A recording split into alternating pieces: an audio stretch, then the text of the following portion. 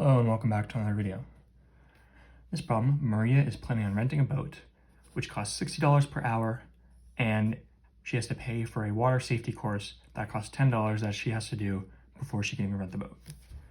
She wants to spend no more than $280 total, and we're looking at how many hours can she rent the boat.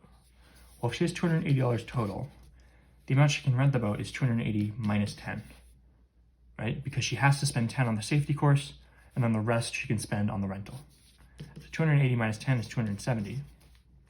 And then this is in dollars. So she has $270, and 1 hour of the boat costs $60. We can do this unit conversion, and we'll get 270 times 1 is 270 over 60 hours is the time that she can rent the boat. And if you plug this in your calculator or simplify or do whatever you want to do, you're going to get this is 4.5 hours. So this is your final answer, except no, it isn't.